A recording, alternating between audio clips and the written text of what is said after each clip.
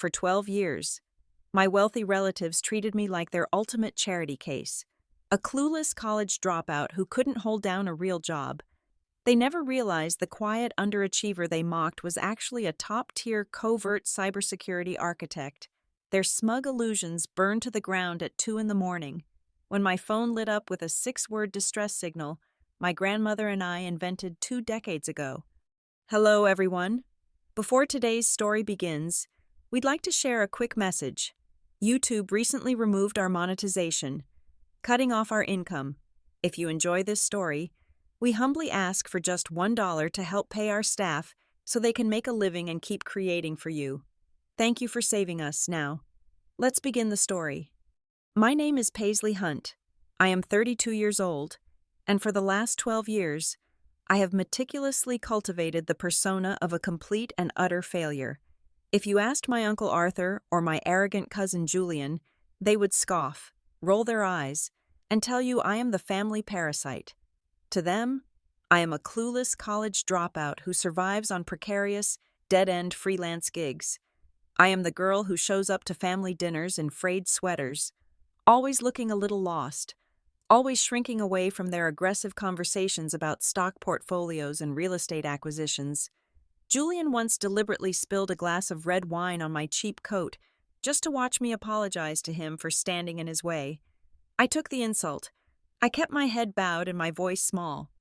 I designed it this way. Playing the invisible, harmless underachiever was my armor against the toxic scrutiny and insatiable greed that infected my bloodline. As long as I was pathetic, I was ignored.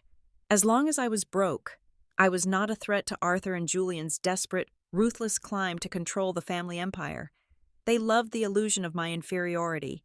They reveled in tossing me their table scraps of pity, entirely convinced of their own supremacy. But illusions are fragile things, and mine was a masterpiece of deception. The reality they never saw existed behind 3 reinforced, soundproofed doors in the basement of my unremarkable suburban home. Down there, in the windowless dark, I was not a fragile freelancer struggling to pay rent. I was a senior cybersecurity architect at Etherian Cyber Defense, an elite private intelligence firm. Etherian did not just monitor threats. We hunted them. We were the silent executioners of the digital age, contracted to investigate and dismantle high-tech criminal syndicates. While Julian spent his weekends bragging about luxury cars bought with family money, I spent my nights tearing apart human trafficking rings, tracking laundered cryptocurrency through the dark web, and executing digital raids for classified clients. I commanded a network of global surveillance tools that could bring a corrupt multinational corporation to its knees in under 60 seconds. My mind was a weapon, sharpened by years of relentless, silent warfare. I lived a life of absolute control, hidden entirely in the shadows. Everything changed at exactly 2 in the morning on a freezing Tuesday. I was in the middle of writing a custom brute force decryption script when a dedicated, heavily encrypted burner phone resting on my desk vibrated. It was a single, jarring pulse. No one had the access key to that specific network except one person. I picked up the heavy black casing, my pulse suddenly quickening against my ribs. The screen illuminated the dark, cool room with a stark, blinding white light. There was only a single text message. "Did you water the blue orchids?" The air in the basement suddenly turned to ice. My breath caught in my throat. That was not a senile gardening question from a frail old woman losing her grip on reality. That was an absolute, 0-hour emergency distress code. My grandmother Eleanor and I had invented that exact phrase 20 years ago, sitting in the humid warmth of her sunlit greenhouse when I was just a child. She was the only person in the family who truly saw me, the only one who secretly funded my first high-powered computer rig. We had made a solemn pact that day among the flowers. She told me, looking dead into my eyes, that if she ever sent those exact words, it meant she had been stripped of her freedom, and her life was in imminent, lethal danger. She had never used it, not once in 2 decades, until now. In a fraction of a second, the clumsy, timid facade of Paisley Hunt the dropout evaporated into the cold air, the mask shattered, leaving nothing behind but the ruthlessly sharp analytical engine of an apex digital predator. I threw myself into my command chair. My fingers flew across the mechanical keyboard, a blur of motion striking keys with lethal precision. I instantly initialized the master server array banking the walls of my basement. 9 liquid-cooled machines roared to life, their fans creating a deep, aggressive hum that vibrated through the concrete floor. I opened a secure tactical terminal and began aggressively scanning military satellite signals, deploying a web of tracing algorithms to catch the ghost of her encrypted transmission. Lines of data cascaded down my 6 curved monitors like a digital waterfall of neon green and stark white. I bypassed 3 regional firewalls in a matter of seconds, forcing my way into the global cellular grids to pinpoint the exact origin of the IP address. The coordinates locked in. The tactical map zoomed down from the atmosphere, sweeping rapidly across the continental United States, and plunged into the snow-capped peaks of the Rocky Mountains. The glowing red dot anchored itself directly on Eleanor's isolated, sprawling mountain estate in Aspen, Colorado. She was trapped. Arthur and Julian thought they had outsmarted a helpless old woman, locking her away in an impenetrable fortress in the freezing wilderness. They thought they were untouchable. They had no idea they had just summoned a monster from the deep web, and they were about to learn, in the most devastating way possible, that I held the digital keys to their utter destruction. By 7 o'clock the next morning, my tires were crunching heavily over the fresh, packed snow of the high mountain pass. The air in Aspen was thin and violently cold, biting right through the cheap, worn-out jacket I wore to maintain my civilian disguise. I killed the engine exactly 1 mile down the winding private road that led to Eleanor's isolated estate. The towering, snow-heavy pines provided dense natural cover. I stayed inside the freezing cabin of my car, pulling a hardened tactical tablet from my duffel bag to launch a micro-stealth drone out the cracked window. It was no larger than a small bird, painted matte white to blend flawlessly with the heavy winter sky, and equipped with military-grade surveillance optics. I synced the tablet, and the live high-definition feed sprang to life on my screen. I guided the drone silently over the tree canopy, watching the sprawling timber and glass mansion come into focus. It did not take long to see exactly what Arthur had done. He had not just isolated my grandmother, he had retrofitted her beautiful home into a suffocating, state-of-the-art smart fortress. My screen highlighted the security layers one by one. 6 heavy-duty thermal imaging cameras swept the perimeter in overlapping arcs, leaving 0 blind spots in the snow. As I zoomed in on the main entrances, I noted the newly installed biometric lock pads, requiring both live retinal scans and fingerprint verification to grant entry. But the most alarming discovery was sitting securely on the reinforced slate roof. A gray, weather-proofed cylinder was humming quietly, emitting a localized frequency jammer. It was a highly sophisticated piece of hardware designed to create a total dead zone, aggressively blocking any outgoing cellular, radio, or wireless signals that were not explicitly whitelisted by the system administrator. That explained why my grandmother had been entirely silent all this time. She must have caught a fractional second of signal delay during a system reboot or a power fluctuation to fire off that single text message. A low rumble in the distance pulled my eyes from the monitor. A white medical transport van was slowly making its way up the icy, narrow road toward the estate. This was my opening. I quickly stashed the tablet, grabbed a heavy wrench from the trunk, and popped my hood. I leaned over the cold engine block, shivering as the van rounded the corner and slowed to a halt in front of my car. The driver rolled down his window. He was a young guy in a heavy blue uniform, looking visibly annoyed at the obstacle blocking his route. "Hey, do you need a tow?" "You are blocking the only way up the mountain," he shouted over the idling engine. I put on my best bewildered, helpless face, slipping effortlessly into the exact mask of incompetence I had perfected for my family over the years. "I am so sorry. My engine just completely died, and I have absolutely no cell service up here. I was actually trying to visit my grandmother, Eleanor Hunt. She lives just up the hill. Are you heading there?" The driver sighed deeply, shifting the heavy van into park. "Yeah, I am. But you are wasting your time, lady. I have strict orders from Mr. Arthur Hunt. 0 visitors allowed under any circumstances. I just drop off these specialized intravenous meds and leave them on the front porch. The security guys inside do not even open the front door until I'm halfway back down the mountain. Specialized meds, I asked, widening my eyes in innocent, panicked concern. Is she that sick? My Uncle Arthur barely tells me anything about her condition. Severe senile dementia, according to the delivery logs, the driver said, leaning his arm out the window. Arthur said she gets highly aggressive, completely out of her mind on most days. He has her isolated up here for her own good. Look, I can call a tow truck for you when I get back to town where there is service, but you need to move this car right now so I can finish my route. Thank you so much. I think I can get it started if I just reconnect the battery, I said, retreating with a meek, apologetic smile. As soon as his van disappeared around the bend, the meek smile vanished from my face. I slammed the hood shut and jumped back into the driver's seat. I pulled my secure laptop from my bag, plugged in a mobile encrypted node, and hijacked the nearest cellular tower, tunneling my connection through a heavily shielded proxy server in Zurich. Within 3 minutes, my screen filled with lines of code as I penetrated the local Aspen medical registry. I pulled Eleanor's digital medical file, and my eyes scanned the data rapidly. It was a complete and utter fabrication.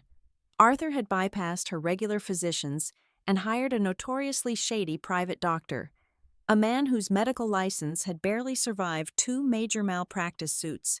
To sign a legally binding certificate, the digital document officially declared Eleanor mentally incompetent and legally incapacitated. The puzzle pieces snapped together in my mind with horrifying, crystal-clear logic. Next week was the annual board meeting for the family tech conglomerate. Eleanor still held 60% of the majority voting shares. If she was legally incapacitated, control of those shares would automatically and immediately transfer to her next of kin. It was a hostile takeover masked as a medical tragedy. Arthur and Julian were planning to grant themselves the absolute power to liquidate her life's work, drain the corporate accounts, and seize total, uncontested control of the empire. Rage flared deep in my chest, hot and violent, but I ruthlessly suppressed it. Emotion was a severe liability in my line of work. I needed cold, hard, calculating logic. Calling the local authorities right now was completely useless.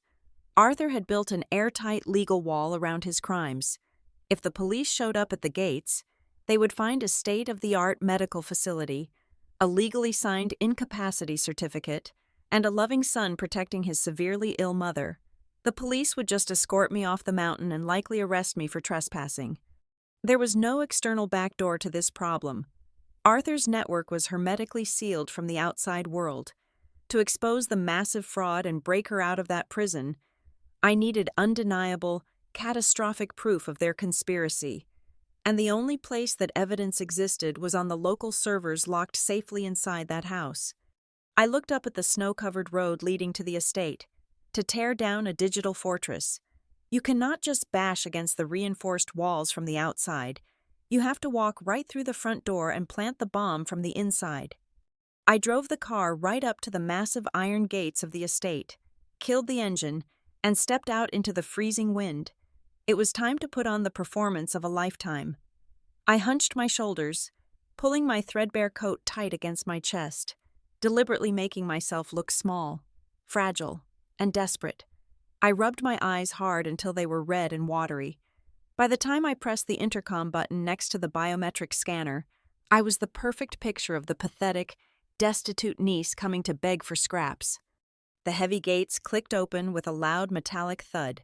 They were letting the stray dog into the yard. I walked up the long, heated driveway, my cheap boots squeaking against the wet stone. When I reached the massive oak front door, it swung open before I could even raise my hand to knock. Julian stood in the doorway, blocking the entrance with his broad shoulders. He was dressed in a pristine cashmere sweater and tailored trousers, holding a crystal glass of amber liquid. The contrast between us was comical. Exactly the way he liked it. He looked me up and down, his lips curling into a sneer of pure disgust. Well, well, if it is not the family charity case, Julian drawled, taking a slow sip of his drink. I thought I smelled desperation when the gate alarm chimed. What do you want? Paisley? We are busy managing actual assets, not handing out allowances. I forced my voice to tremble, clutching my worn handbag tightly against my stomach. Julian, please, I am so sorry to intrude. I just really need to see Uncle Arthur. I am 2 months behind on my rent, and the landlord is threatening to evict me by Friday. I just need a small loan, and I wanted to check on Grandma. Julian laughed, a harsh, grating sound that echoed in the grand foyer. A loan, you mean a handout. You are 32 years old and still begging for pocket change. It is honestly embarrassing to share a last name with you. Dad is on a conference call with the board, and he does not have time for your pathetic sob stories. Please, I whined, injecting the perfect amount of tears into my eyes. Just let me say hello to her, just for 1 minute.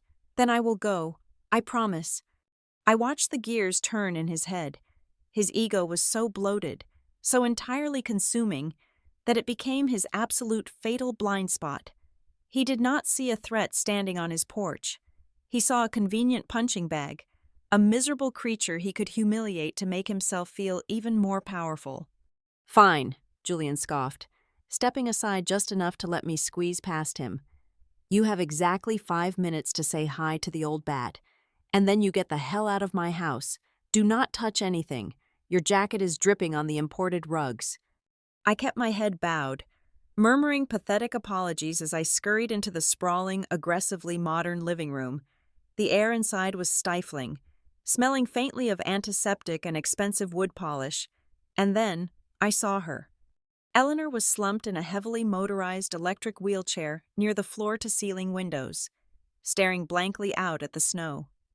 My heart slammed against my ribs. She looked devastatingly frail.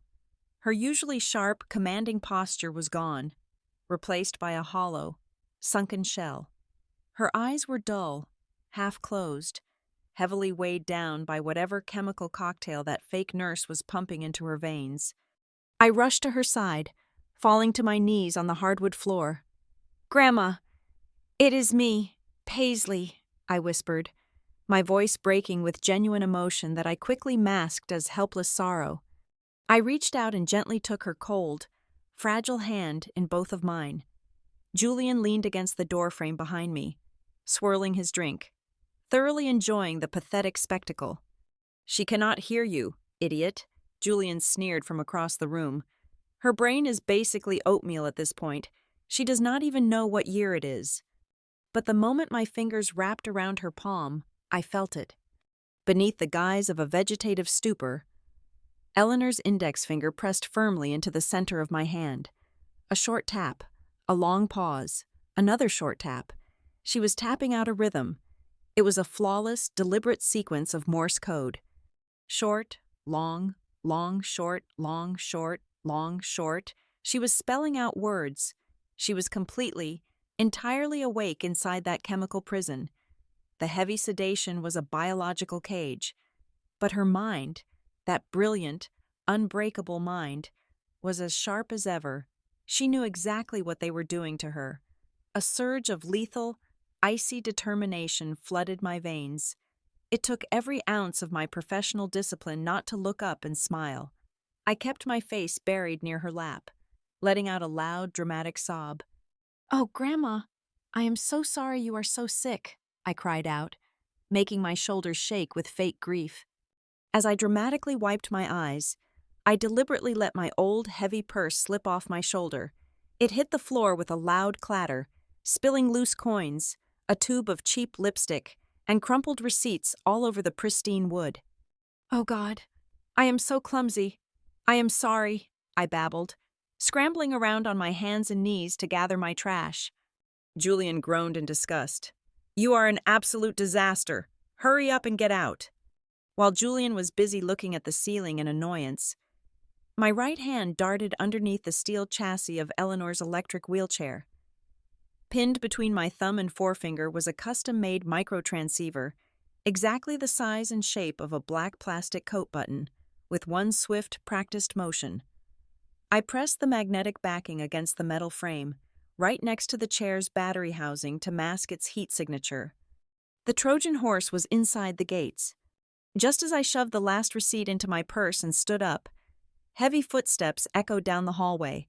Uncle Arthur marched into the room, his face a mask of furious impatience.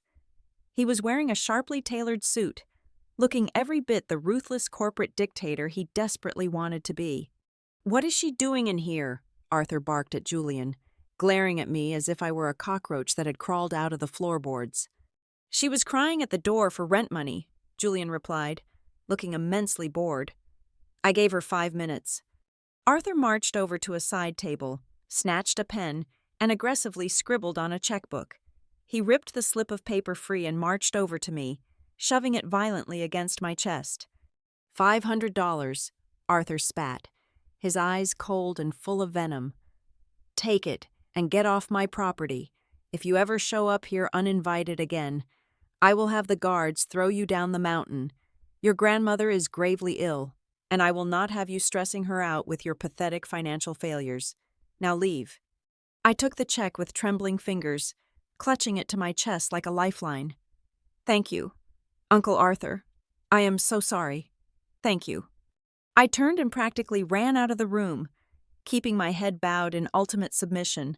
I let them watch me scurry out the front door, shivering and weeping into my collar as I walked back down the long driveway. I played the humiliated victim flawlessly all the way to my car. I climbed into the driver's seat, slammed the door shut, and locked it. The tears vanished instantly. The trembling stopped.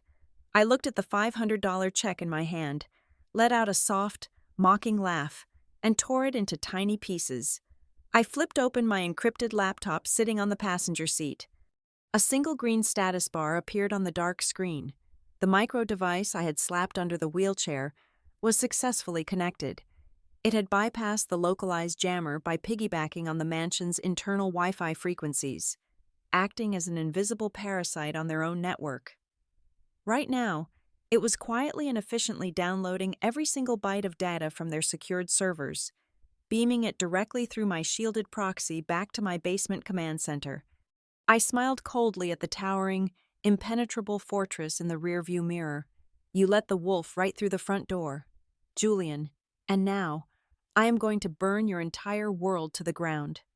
I did not go back to my quiet suburban basement. I drove straight into the heart of the city, descending into the underground headquarters of Etherian Cyber Defense. The Tactical Operations Center was a sprawling, temperature-controlled cavern of reinforced glass and brushed steel.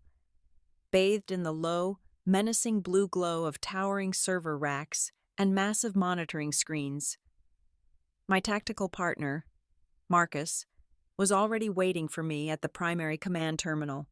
Marcus was a former military intelligence operative who could crack a military-grade firewall faster than most people could tie their shoes. We had been running highly classified ops together for 5 years. He did not ask any questions about my sudden change in demeanor or the freezing rain soaking my clothes. He just pointed to the massive central monitor. "Your Trojan horse is transmitting flawlessly," Marcus said, his hands flying across the mechanical keyboard in a blur of motion. "We are pulling down 3 terabytes of internal communications, shadow financial ledgers, and raw security footage from the Aspen estate. The download speed is phenomenal. Skip the basic telemetry and the perimeter security logs," I ordered, shedding my wet, cheap coat and pulling up a high-backed leather chair beside him. "Dive straight into Julian's private encrypted devices. I want to know exactly why they are accelerating this hostile takeover right now." It took us exactly 45 minutes to brute force our way through Julian's personal encrypted hard drive. What we found inside was not the meticulously crafted portfolio of a brilliant future corporate titan. It was a digital graveyard of catastrophic financial failures. Julian was not preparing to take over the family company. He was desperately trying to save his own life. "Look at this offshore routing," Marcus muttered, highlighting a series of frantic, heavily obscured wire transfers flashing across the left screen. "He has been bleeding cash into anonymous shell companies based in Sofia and Belgrade. He is not investing capital. He is paying off massive high-yield interest. I leaned closer to the screen, my eyes tracing the digital money trail through the dark web. Julian had racked up a staggering $40 million gambling debt with a notoriously brutal Eastern European syndicate. The criminal organization did not care about his prestigious family name or his arrogant attitude. They only cared about their money, and the heavily encrypted death threats sitting in his hidden inbox made it abundantly clear that they were entirely out of patience. Julian was a dead man walking if he did not pay them back in full by the end of the month. "That completely explains the sudden rush," I said, my voice hardening into a sharp edge. "But how are they planning to bypass the legal family trust my grandmother still holds 60% of the absolute voting shares?" "Check the internal medical logs," Marcus replied, splitting the main screen to display the archived security feeds from the mansion. We pulled up the background file on the private nurse I had seen administering the intravenous drip. I ran her facial biometrics through Etherion's global criminal database, bypassing a dozen federal firewalls in the process. The system flagged her identity in less than 10 seconds. She was not a registered medical professional. She was a high-level con artist and a known chemical specialist who exclusively catered to the black market. The heavy sedation I had witnessed was not a legitimate Alzheimer's treatment. It was a targeted, continuous injection of military-grade tranquilizers. She was specifically hired to mimic severe cognitive decline while keeping her victim entirely paralyzed. Arthur was paying this woman $500,000 to keep my grandmother locked in a terrifying waking coma. The final, devastating piece of their disgusting puzzle was buried deep within Arthur's private financial server. I isolated a highly complex, self-executing blockchain script hidden carefully beneath layers of dummy code. It was an advanced smart contract. They are not just going to transfer the shares to their own names, I realized, staring at the lethal lines of glowing green code. They are going to liquidate them entirely. The smart contract was pre-programmed to instantly sell off Eleanor's entire controlling stake to a consortium of anonymous shell buyers the second it was activated. The massive payout would instantly cover Julian's mob debt and leave Arthur with a towering mountain of untraceable, decentralized cryptocurrency. But the contract required a final, undeniable layer of biological authentication to execute. It needed Eleanor's live retinal scan and her right thumbprint. I checked the master execution timer embedded deep in the code. It was set for exactly 9 o'clock on Friday morning. That was the exact time the annual corporate board of directors meeting was scheduled to begin over a secure video conference. The sheer audacity of their plan was sickening.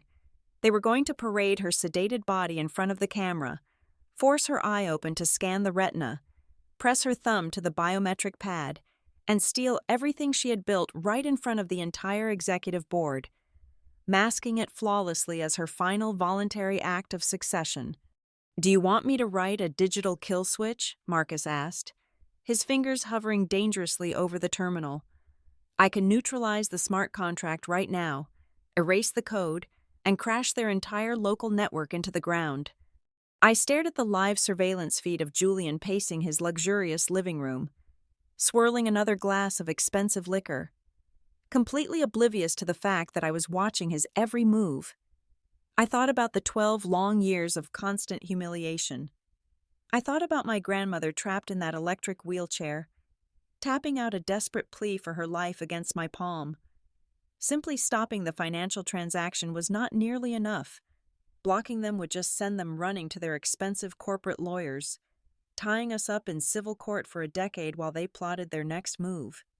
"No," I said, my voice dropping to a dangerous, icy whisper that made Marcus pause. "Do not block the contract. We are going to let them think they won. They built a fully automated, biometric smart fortress in the mountains to keep the world out. We are going to hijack its central operating system. When Friday morning comes, we are not just going to stop them. We are going to use their own house as a weapon to destroy their honor, their wealth, and their freedom all at once." The execution of a flawless digital siege requires absolute patience and zero hesitation. I did not just want to stop my uncle and cousin. I wanted to dismantle their entire existence with surgical precision. My first move was to leverage Ethereum Cyber Defense's top-tier federal clearance. I opened a highly secure, encrypted communication channel directly to the director of the Federal Bureau of Investigation's Advanced High-Tech Crime Task Force. I did not offer them a mere tip. I handed them a fully packaged, undeniably lethal indictment. Over the course of 3 hours, I securely transferred the entire mountain of evidence my Trojan horse had extracted. I sent the federal agents the complete, unredacted financial ledgers detailing Julian's $40 million debt to the Eastern European syndicate. I forwarded the meticulously tracked illegal wire transfers moving through anonymous shell corporations, and I provided the undeniable proof of the medical fraud, including the true identity of the black market chemical specialist posing as a registered nurse. When the federal director saw the scope of the conspiracy, the response was immediate and absolute. We had the green light for a full-scale tactical intervention. With the physical raid authorized, I turned my absolute focus back to the digital battlefield. For the next 12 hours, I sat in the freezing blue-tinted glow of the Ethereum Command Center, writing a highly specialized, customized strain of malware. I built a digital parasite designed specifically for the proprietary operating system of the Aspen estate. It was a masterpiece of stealth engineering. Working through the microscopic transceiver still hidden beneath my grandmother's wheelchair, I injected the malicious code directly into the mansion's central control hub. I moved with agonizing slowness, slipping the code through the network frame by frame to ensure I did not trigger a single automated security alarm. The malware silently crawled through the smart home architecture, infecting the thermal cameras, the biometric locking mechanisms, the reinforced steel window shutters, and the internal communication arrays. By Thursday evening, I had completely stripped Arthur of his administrative privileges without him ever noticing. I was now the absolute master of his impenetrable fortress. As midnight approached on the eve of the corporate board meeting, it was time to systematically sever Julian's lifelines. Sitting in my leather command chair, I initiated a secondary strike protocol aimed directly at his offshore financial network. I systematically infiltrated the banking portals in Sofia and Belgrade, holding his hidden assets. With a few devastating keystrokes, I scrambled his cryptographic access keys and permanently locked him out of every single account. I intercepted the communication channels to his platinum credit card providers, altering the verification protocols and flagging his identity for catastrophic international fraud. In less than 60 seconds, I evaporated his entire safety net. Every single piece of plastic in his expensive leather wallet was instantly transformed into utterly worthless, dead weight. While Julian was being silently bankrupted in the digital realm, the physical noose was tightening in the freezing darkness of the Rocky Mountains. 24 elite federal tactical operatives, fully clad in heavy white winter camouflage, moved like silent ghosts through the dense pine forests surrounding the isolated estate. They were equipped with suppressed automatic weapons, thermal imaging optics, and breaching explosives.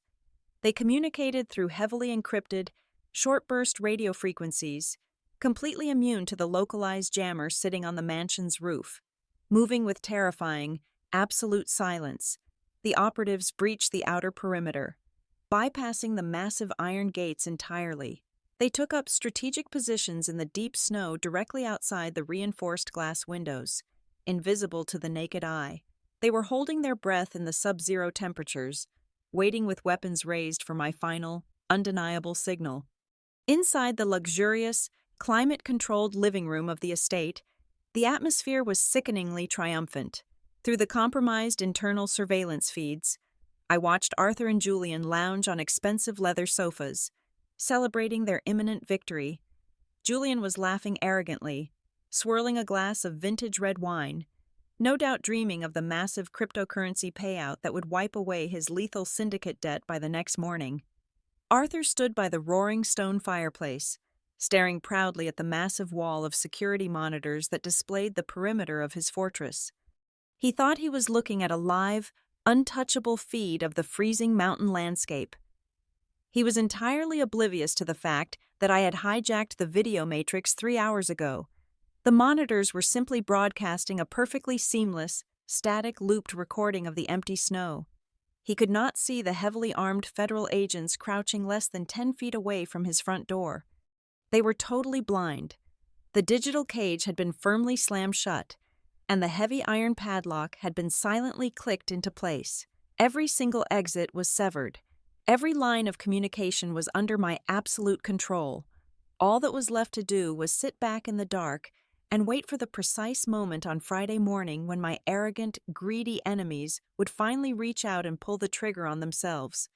Friday morning arrived with a blinding glare of sunlight reflecting off the heavy snow that blanketed the Aspen Peaks. Inside the impenetrable walls of the estate, the antique grandfather clock chimed 9 times. The annual corporate board of directors meeting was officially called to order over a highly encrypted, global video conference. Arthur stood tall in a perfectly tailored charcoal suit, adjusting his silk tie with supreme, arrogant confidence. Julian, grinning like a predator who had finally cornered its absolute favorite prey, rolled Eleanor's heavy electric wheelchair directly in front of the high-definition webcam. On the massive wall monitor, 12 of the most powerful executives in the technology sector stared back from their respective offices around the world. Arthur cleared his throat, putting on a mask of deep, manufactured sorrow. "Good morning, members of the board," Arthur announced, his voice dripping with fake solemnity. "As you are all aware, my mother's cognitive health has severely deteriorated. However, during a brief moment of clarity this morning, she expressed her final binding wish to transfer her 60% controlling stake directly to Julian and myself, ensuring the stability of this company. We will execute the biometric transfer right now." Julian leaned over his mother, roughly grabbing her chin to hold her head steady. He held a portable retinal scanner up to her half-closed eye. "Just keep still, Grandma. This will only take a second," he whispered maliciously. He placed her right thumb onto the glowing green biometric pad on his laptop keyboard. The smart contract software immediately recognized the biological signatures. A prompt appeared on the screen, asking for final confirmation to liquidate billions of dollars in assets. Julian looked at his father, his eyes shining with greedy triumph. He moved his mouse and clicked confirm. Miles away, sitting in the freezing, blue-tinted glow of my underground command center, I slammed my hand down on the enter key. The digital guillotine dropped. The confirmation screen on Julian's laptop did not process the transaction. Instead, the interface violently dissolved into a massive, glaring red error icon. Before Arthur could even open his mouth to demand what was wrong with the internet connection, the entire house reacted. The heavy titanium security shutters, originally designed to keep external threats out, aggressively slammed down over every single window and door with a deafening metallic crash. The pleasant ambient lighting of the living room instantly snapped off.